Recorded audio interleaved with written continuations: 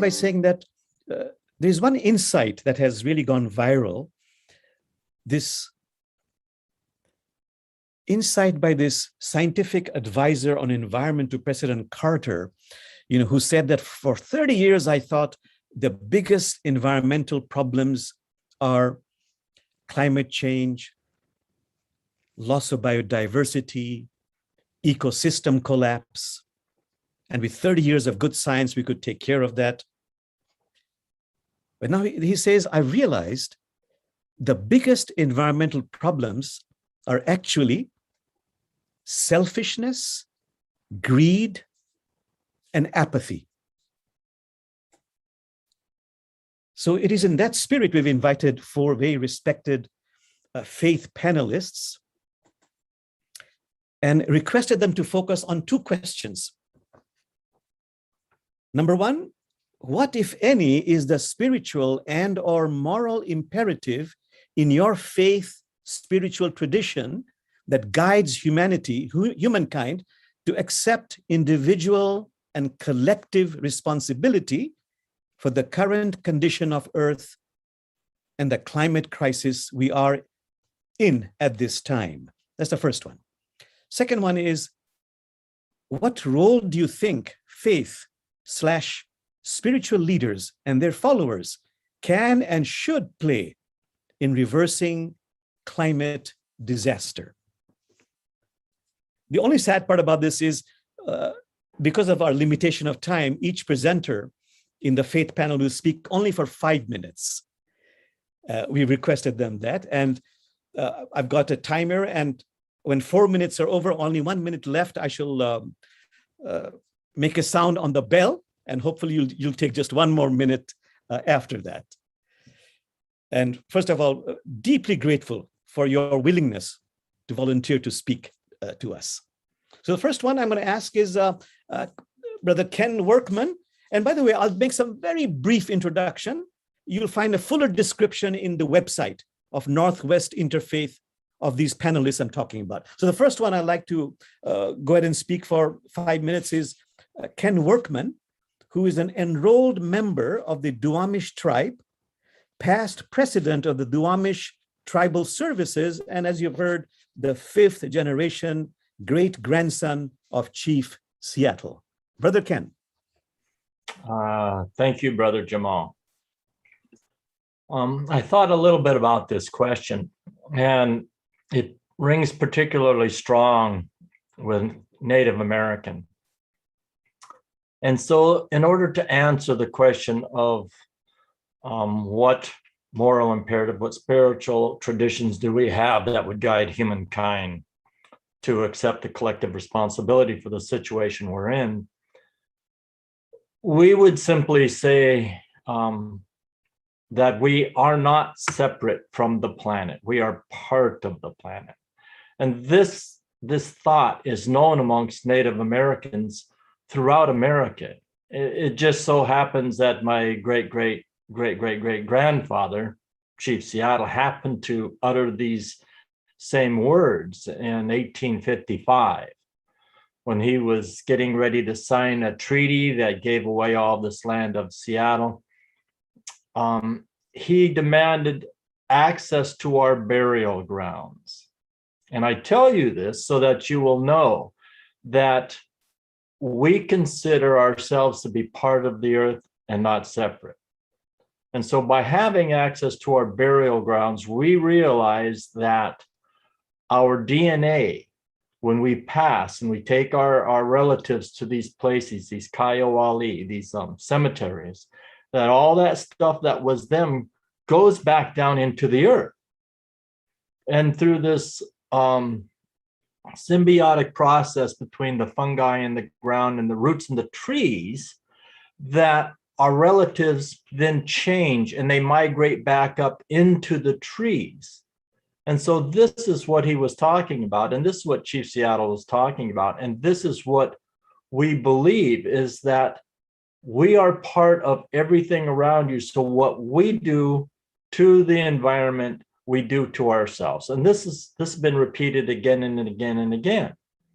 And so I would offer that people look up this doctor out of British Columbia, Dr. Susan Simard.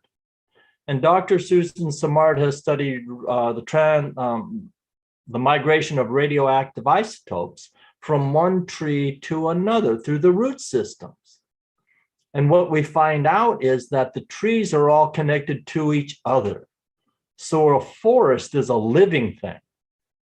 And we recognize that as people. And so we collectively, as Native Americans, accept that we are part of the environment and not separate from it. And therefore, the things that we do when we drive our cars, we say, oh, we're polluting. What can we do to not pollute? Well, we can change to electric cars, or we can burn less carbon. But you also must realize that when these trees are growing out in the forest, they are carbon sinks. And so when my grandfather, Chief Seattle, was talking about how the dead aren't entirely powerless, he is talking about us as Native Americans changing shape and becoming part of the environment, and that grandma and grandpa continue to work and they sequester this carbon out of the air. So my ancestors that have passed long, long ago continue to work today, and we recognize this. And so this is the message that we would share with the people of the world. And personally, I would ask that people can perform an action and they can change the world. But I would ask them to do one thing, and that's just think about how they can use less energy, be more efficient with the things that they do. Don't waste your resources, your precious resources. For example, we would not chase a rabbit for 5 miles to catch a rabbit to feed ourselves for food. You would burn more energy than you would consume. So therefore, we have this knowledge that says, don't be wasteful. And the one thing that we can do as a human society is just think. Just every day wake up and remember you are part of the planet and not separate. So with that, I'll conclude. Thank you so much, Brother Ken. Just a few seconds to drink it in.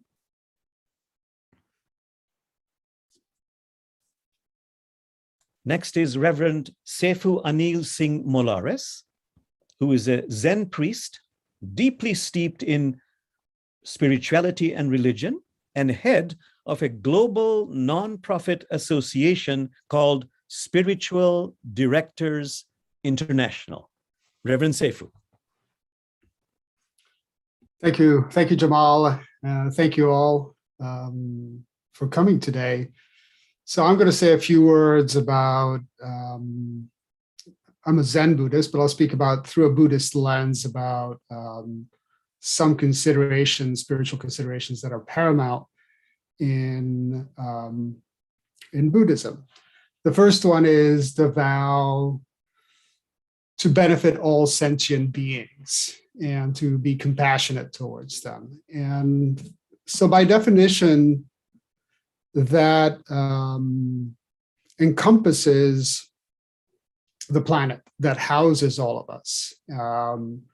Taking care of ourselves, taking care of each other means taking care of the place that hosts us. So the compassion is one centering principle through which we see everything. Mindfulness is another. Mindfulness, mindful behavior, attentive, aware that our actions have consequences, that our actions have meaning. Even small actions can reverberate broadly. So in this context, we want to have environmental mindfulness, and that's the impact that our actions, eating, walking, driving, every activity that we do reverberates. And so we should be careful and we should be mindful. The third one is that we're interdependent. We're all connected together, and that's for better and for worse. And so whatever I do impacts you and vice versa. Whatever I do impacts every other person, every other sentient being on the planet, and vice versa. And not just in this generation, but through all time, right? So the actions of the past, of past members, impact our actions today. Our actions today impact people who we will never see in this body.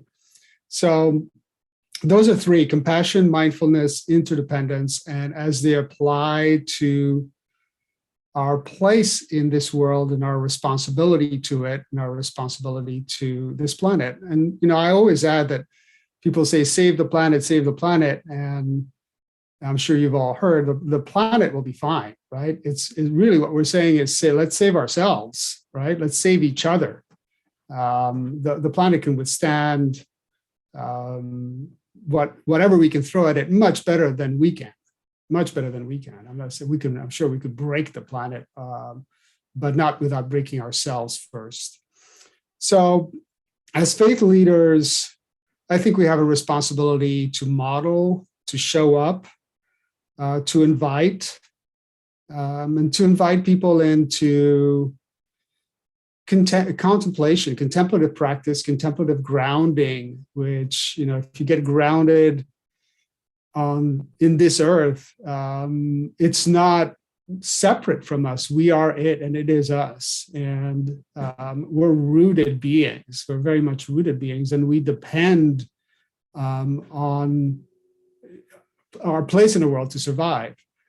So that's contemplative grounding. I think is one response that invites mindful action, which by definition invites benefiting all of us, each other, and the planet that we live on. The other I would say it's one step at a time. Lots of little steps add up to one big step. It's a shared burden, a shared responsibility.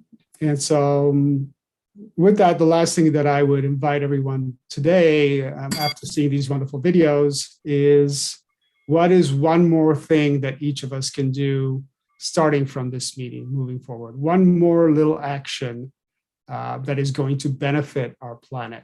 And whether it's the level 1s through level 4, or engagement with other organizations, or planting a tree, or walking instead of taking the car, whatever it is, that we all resolve to make one more little step, because they all add up. So that's my bit. Thank you. Thank you so much, Reverend SeiFu.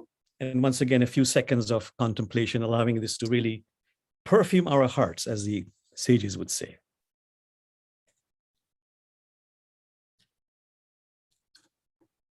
Next on our panel is Sister Deirdre Gabbay, who is a member of Congregation Beth Shalom, board member of Earth Ministry, and director of Shmita Project Northwest. Sister Deirdre.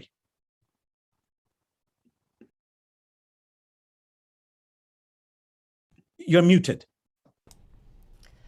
Thank you, Brother Jamal, and to everyone who's participating today. Good afternoon, and thank you for inviting me to speak. I will speak on behalf of the Jewish faith, and in particular, my work to elevate awareness of one particular mitzvah or commandment in Judaism known as the Shmita year, or the year of release. In 2019, the conservative movement in Judaism sought a halakhic or legal answer to the question: in a world facing the urgent challenges of climate change and environmental degradation, how should a Jew live? What does Jewish law require in the matter of sustainability? The surprising response to this question identified that our overarching purpose is to make the world a place that is habitable for this generation and those to come. The transmission of a living world from one generation to the next, Lador Vador, was identified as the fundamental commandment in Judaism, the one from which all others spring. Today, our fragile living planet faces existential crisis. Perhaps there is wisdom in our tradition that can help us going forward. But first, we need to acknowledge that Jewish sacred literature faithfully records many instances of the setting of loving boundaries, our refusal to be bound by them, and depictions of the consequences that have flowed from those choices. So with great humility around that truth, I submit that Jewish wisdom does offer building blocks for a truly life-sustaining culture, but it is up to us to choose to embrace them as such and to allow our lives to be shaped and constrained by them. I would say that the overarching contribution of Judaism is this idea of a culture of commandedness, the idea that there are some things that can be done, but which must not be done, and that it is in observing these commandments that we are made holy. So, when we peer into Jewish wisdom, where can we see our commandedness overlapping with the needs of our living planet? There are many and deep answers to this question, but I have only a minute or two left. One place, our Sabbath limits our participation in the marketplace to 6/7 of our time, and it limits our use of electricity, and it constrains us to live in walkable neighborhoods, should we accept those commandments. Another, our laws of eating only kosher foods dramatically constrain our choices of what we may eat. But it is a third mitzvah, the mitzvah of Shmita, little known even in the Jewish world, that is my personal fascination. Shmita is a 7-year cycle, analogous to the weekly cycle of days, which gives 1 year of complete rest to the land out of every 7. During a Shmita year, no agriculture is permitted. People may eat only what grows without human intervention, locally and in season. Food is ownerless and belongs equally to everyone, including the wildlife. Hoarding is prohibited. In a Shmita year, debts are released, and after 7 Shmita cycles, the entire economic system is rebalanced. Known as the Yovel or the Jubilee year, it restores to every person a productive allotment. The organization which I helped to start, Shmita Project Northwest, exists to invite the practical exploration of an open-ended question. What can Shmita be to us today? Today, maybe it's a little free food pantry or the restoration of a nearby salmon stream. Maybe one day it will be a year of lovingly silenced seas, untrammeled beaches, cessation of agricultural pollution, and focused international attention on restoring ecological well-being across the globe. Imagine a world with no weekends, and then trying to bring the idea of a day of rest into the world. That's where we are now with Shmita, bringing the idea of a year of rest to the world, imagining it, making a case for it, taking first steps, and bringing it to life. I welcome your questions in the chat or following this program. Thank you so much, Sister Deirdre. And once again, just a few moments of reflection, allowing it to percolate within us.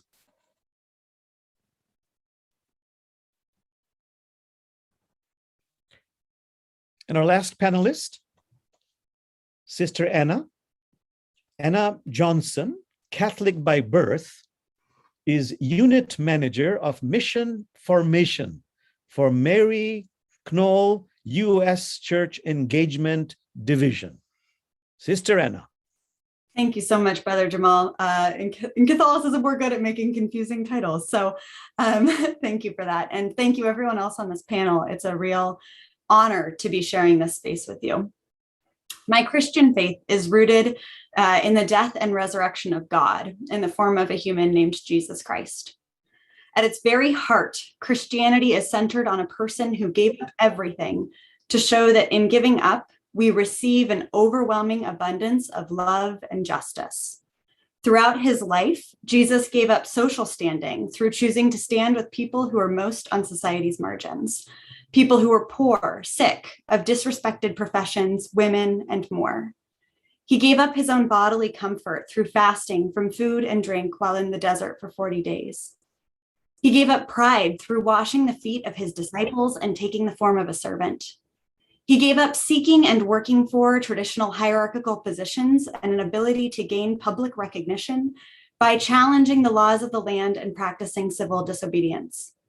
He gave up norms of making people with power comfortable. He gave up friendships and familial relationships to continue to press people to have a greater understanding of love, challenging them by saying, your definition of love is not yet big enough. Keep growing. And then he gave up his life in pursuit of building what many of us have transitioned to calling the kingdom, that place where we are called to be working towards, where justice reigns and all live in harmony.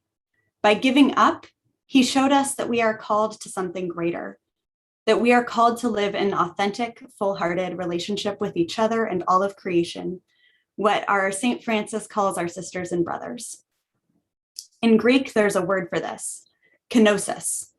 It means self-emptying or sacrificing for the greater good, for the whole of each other. Dr. Sally McFaig, a Christian theologian, pointed to this clear call to live in such a way that all might flourish. This way, she argues, is the kenotic interpretation of Christianity, the odd arrangement whereby in order to gain your life, you must lose it. The way of the cross, she says, is a total self-emptying so that one can receive life, real life, and pass this life on. Our US society in this day is drastically out of balance with this call to live in a way which allows us to live this real life. Our culture encourages people to augment their social standing, their hierarchical positions, our comfort, and more. And we are told that the way to achieve these goals is through financial security, acquisition of more material possessions, making those who are wealthy and powerful more comfortable so that they in turn like us and reward us. Unfortunately, this working of our society is driving ecological destruction because it demands that we put profit over people, economic growth over ecological growth, and expansion at the expense of anything that stands in its way, which often is the earth. This is what has led Pope Francis to call it our throwaway culture, which pertains to both people and planet and is one of what he calls our greatest sins. The Christian faith calls all believers to a sense of this kenosis, a sense of giving up these unsustainable models of consumption in order to seek real full lives for ourselves and all of our ecological siblings of this planet in the present and the future. As part of this as well, our Catholic faith tradition includes what we call Catholic social teaching tenets or guidelines of how we are called to live our lives. One of these tenets is called preferential option for those who are poor and vulnerable. This teaching directs all Catholics, whenever we make decisions, that we are called to make those decisions with a preferential sense of listening to or hearing the needs of those who are poor and vulnerable, those who will be impacted by the decisions we are making. Pope Francis recently said, if today you ask me for you, who is the poorest of the poorest of the poor, I would say Mother Earth.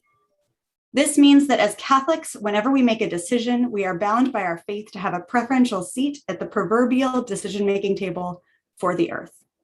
We have to take into account the impact that our decisions will have on creation, not just in our personal lives, but in our workplaces, our places of worship, our other organizations that we belong to. So what role do we have to play in reversing the climate disaster as faith leaders? Our faith points us towards a calling beyond what societal norms call us towards. Society calls us towards reckless, never-ending, unsustainable growth. Yet our faiths, as all have been talked about on this panel, call us towards right and just relationship with each other and all creation. In addition, as faith leaders, it allows us an entree into the lives of our parishioners and fellow believers, minds and hearts that can speak outside of these societal norms. Now more than ever, in the midst of this disrupting pandemic, which dislodges people from their habits, we know that whoever shows up to our faith gatherings are people who are choosing to show up there with intention. And these people are people who are CEOs and janitors. They're retired, they're students, they're across the social norms. And so we have an ability to speak to the hearts and minds of those at every level. So ecological health calls us towards a holistic approach to our life on this planet, integrated fully with each other and all of creation through a mentality of kenotic abundance. Thank you so much. Thank you so much, Sister Anna. Once again, let's be still for at least 1 minute. And in this 1 minute, I'd love all these panelists to really ask yourself, do you have a question for the other in this interactive faith action panel? Because we have a few minutes, we're running a little bit late. We'd like to see some interaction between the panelists. Any question you have for the other. I'll be quiet. Think about that. And if among those participants, if you have a burning question, put it in the chat box and direct it to the person you want to ask. And maybe in the breakout room or the social time, we can answer those. Thank you. A moment of silence. Okay, my dear friends, my dear panelists, brothers Ken, SeiFu, sisters Deirdre, and Anna, do you have any question for the other? You can unmute and just ask. Sure, I have one. Please go ahead. And you can direct to anybody you want to. I'm going to direct it to all three. I have a friend, you may know, his name is Bayo Komolafe, and Nigerian, lives in India, and he has this saying, which I think is very relevant to what we're speaking about today. So the times are urgent. The times are urgent. Let us slow down. The times are urgent. Let us slow down. And the world is on fire, right? I mean, this is what we're talking about today from a climate perspective. And I think the instinct is to just rush in, and we need to do something, and it needs to be active and vital, and we need to be like fire, men and women rushing to contain the fire. And yet we'd probably be better served by slowing down and being more deliberate. So I wonder, from each of your perspectives, and that of your spiritual traditions, how, if that resonates, and what echoes it might invite from you. Maybe, Ken, you can start, and then Deirdre and Anna can follow. So, Reverend SeiFu, thank you so much for that question. Again, a few moments of silence while you ponder on it, and I would request you to give brief and succinct answers. There are three of you. And just a few moments of silence.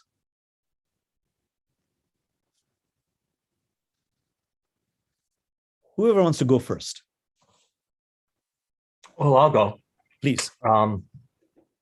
Yes, this makes in all manner of sense from a Native American perspective, and that is the conservation of energy. Do not waste your energy running around in circles and going fast. Be deliberate, be thoughtful in what you do, be considerate of nature, of other people, and slow down. So yes, it makes perfect sense to me. Beautiful, thank you. Who wants to go next? I'll go next. It makes what I would love to, what it evokes for me, what it calls to mind for me. I would love to have the opportunity to continue conversations at this level about how we can, I think we do see the world differently. We have different strengths, but I feel like they're pieces of a puzzle, and that we each have some, maybe it would be nice to believe, maybe it's not humble enough, but it would be nice to believe that we each have a piece of the puzzle, and for us to be able to share together how our traditions would enable us to put together a comprehensive, really thoughtful, deep, from our deepest place responses. It would be beautiful to continue to work with all of you.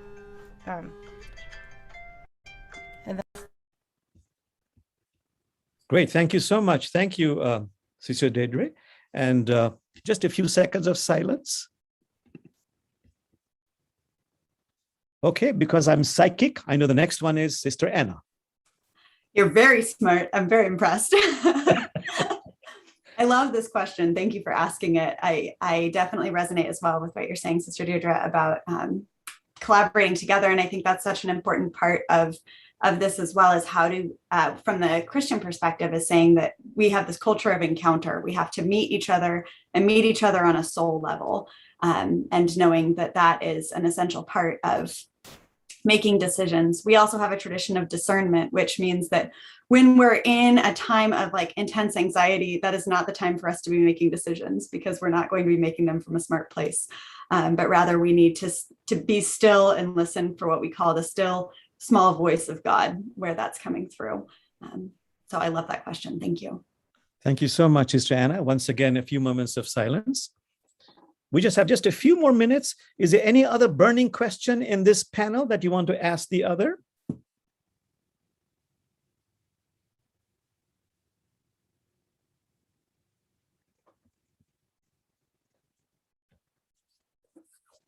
I guess not. If not, just very briefly, and I'll be quiet for a little while, just think about it. What is it, one thing more you want to say from your tradition that you did not have time to say because you were limited by those 5 minutes?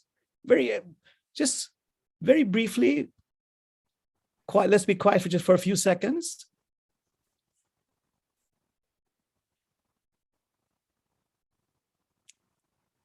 Okay. Whoever wants to start, something you wanted to share which you didn't have time to share. Who wants to go first? Or I can call in person. How about Ken? Go ahead.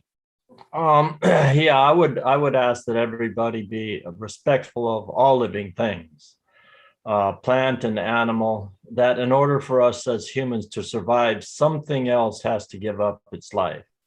And that we recognize even the smallest of things is giving up their life so that we can live, and that we should at least be respectful of that as we go through our day-to-day existence. Thank you so much, Brother Ken. Just a few seconds of silence. And then my next person is Reverend SeiFu, whenever he's ready. Thank you, Jamal. So mine is probably a reiteration of what I said, but it's really an invitation to be mindful, intentional, and contemplative, right? To pay attention. And in the Zen tradition, we say to listen with every pore in our body, not just with our ears, but with every pore of our body, to what's inviting us in terms of taking care of this earth and each other, and to proceed from a place of groundedness, responding rather than reacting. Great. Thank you so much, Reverend SeiFu. Again, a few seconds of silence. Sister Deirdre.